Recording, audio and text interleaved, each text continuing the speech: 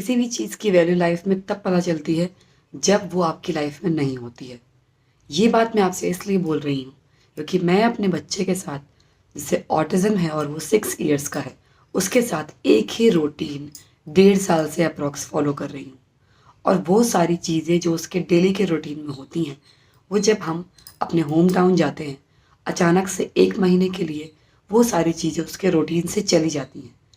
तब हमें पता चलता है कि जो हम 1.5 साल से उसके साथ रूटीन फॉलो कर रहे थे, जो उसको इन्वायरमेंट मिल रहा था, जो सारी एक्टिविटीज़, जो सारी डेली की फिज़िकल एक्टिविटीज़, जितनी भी सारी स्टडी रिलेटेड चीज़ें, जो भी सारा माहौल था, वो अचानक से चेंज हो गया।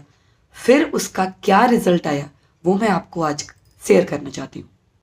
मेरे बच्चे को ऑटिज़म है और अभी हम उसकी थेरेपी नहीं करवा रहे हैं बाहर से, बल्कि थेरेपिस्ट से होम प्लान लेकर उसी के अकॉर्डिंग मैं उसको थेरेपी कराती हूँ। प्लस वो स्कूल जाता है, अभी वो प्ले स्कूल में यूकेजी में जाता है। तो हम उसे एक पैटर्न फॉलो करवा रहे थे कि हम एक कैंपस में रहते हैं जहाँ पर पार्क्स हैं बहुत सारे और प्ले एरिया है। ओपन में उसको साइकिलिंग कराती हूँ और दिन भर घर में भी एक्टिविटीज़, थोड़ा बहुत घर में पढ़ाई भी कराती हूँ और साथ में म्यूज़िक प्ले करना। तो एक उसका दिन का एक रूटीन सेट है कि उसे सुबह से लेकर रात तक क्या क्या करना है और उसे ब्रेक भी मिलता है। लाइक सैटरडे संडे में उसका रूटीन चेंज भी होता है, हम घूमने जाते हैं। तो वो एक घर के माहौल में आपको बताऊं पूरी तरीके से सेट है। वो अभी किसी थेरेपी में नहीं जाता है और जैसी हम नॉर्मल लाइफ जी रहे हैं उसी नॉर्मल लाइफ में वो जीता है। वो 60-70% कम्युनिकेशन कर लेता है, स्पीच उसकी पूरी है। पर हाँ, उतना एक्सपर्ट नहीं है अपनी एज के अकॉर्डिंग बोलने में, पर फिर भी अपनी नीड की सारी चीज़ें बोलता है। कुछ एक्स्ट्रा के क्वेश्चंस भी करता है तो काफ़ी कुछ बोल भी लेता है। फ्लुएंसी नहीं है मैं बोलूँगी और बच्चों की तरह एज में, पर हाँ, वो अपनी पूरी डेली लाइफ के लिए जो भी बोलना हो वो बोल लेता है। तो वो उसका रूटीन चल रहा था। हम 1.5 साल के बाद जब अपने होम टाउन जाते हैं तो हमारी 1 महीने की छुट्टी होती है और इस 1 महीने की छुट्टी में हमारा रूटीन पूरा डिस्टर्ब हो जाता है क्योंकि हमें दादी के घर, नानी के घर, बुआ के घर, सबके घर जाना रहता है। तो ऐसे में सारी रूटीन की चीज़ें चेंज हो गई हैं। ना कोई स्कूल है और हर एरिया में वैसे कोई पार्क भी नहीं होते हैं और उतना आपके पास भी टाइम नहीं है कि आप उसे बाहर घुमा सको।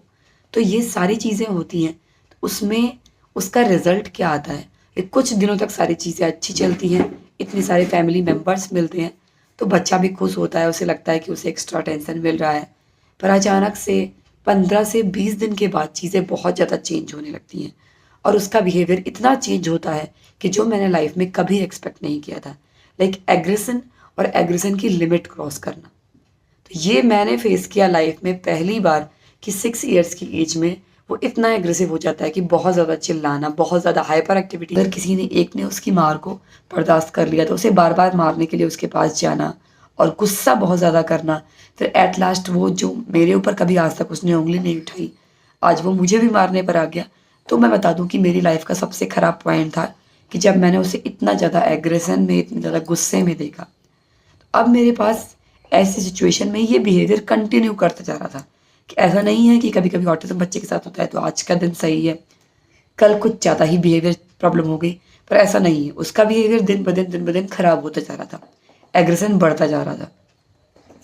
तो हमने नोटिस किया कि ये सारी चीज़ें अचानक से कैसे आ गई, इतनी ज़्यादा चीज़ें कैसे हो गई कि अगर हाँ हमें पता है कि माहौल चेंज हुआ है, चीज़ें चेंज हुई हैं, वो सब कुछ चेंज हो गया है उसकी लाइफ का, तो उससे क्या है कि पैम्पर बहुत ज़्यादा मिल रहा है, पर उसका माहौल एनवायरनमेंट चेंज हुआ है तो उसमें इतना ज़्यादा एग्रेशन होना वो एक नॉर्मल नहीं था। तो मोस्टली जब बच्चे यहाँ तक आ जाते हैं कि वो मारने लगे, लोगों को मारने लगे, सबको मारने लगे और साथ में अपने मम्मी पापा को भी मारने लगे, तो ऐसे में बहुत सारे लोग डॉक्टर्स के पास जाते हैं और डॉक्टर्स कुछ केसेस में जब चीज़ें ज़्यादा होती हैं तो दवा भी देते हैं जिसमें बच्चे मोस्टली सोने पे आते हैं, शांत उनका माइंड किया जाता है। पर मैंने स्टार्टिंग में ये सोचा कि ये ऐसा कुछ अभी मुझे नहीं करना है क्योंकि चीज़ें चेंज हुई हैं। तो सबसे पहले मुझे ऑब्ज़र्व करना है कि ये चीज़ें क्यों चेंज हुई हैं और उनके क्या क्या रीज़न्स हो सकते हैं। तो मैं आपको अपना रीज़न बता रही हूँ कि मैंने जो चीज़ें देखी कि हाँ उसके मैं उसे पता है मुझे कि उसकी लाइफ में फ़िज़िकल एक्टिविटीज़ होती है, तो मैं फ़िज़िकल एक्टिविटी भी उसको कराती थी। पर उतना पार्क जैसा ओपन एरिया उसे नहीं मिलता था, वो चेंज हुआ है। प्लस उसका खाने का सबसे ज़्यादा पैटर्न, डाइट चेंज हुई है जिसमें शुगर वो बिल्कुल नहीं लेता था।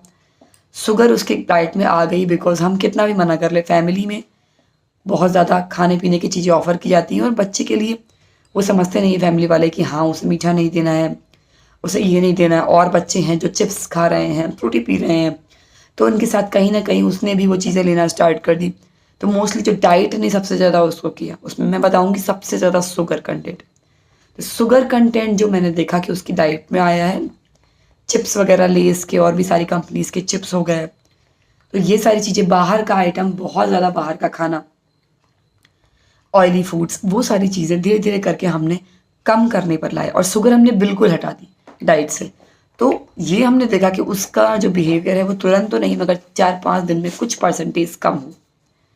उसके बाद हमने उसे पकड़ना, जो एक आप बच्चा है ना, उसको अगर वो एग्रेशन में है, उसके अंदर आप उसे तरह तरह का डिफरेंट खाना खा रहा है, उसका माइंड बहुत ज़्यादा एक्साइटेड हो रहा है, फिर अब वो एग्रेशन दिखाता है तो हम क्या करते हैं, उसे पकड़ते हैं कि नहीं ऐसा नहीं करना है, या फिर उसे रोकने की कोशिश करते हैं।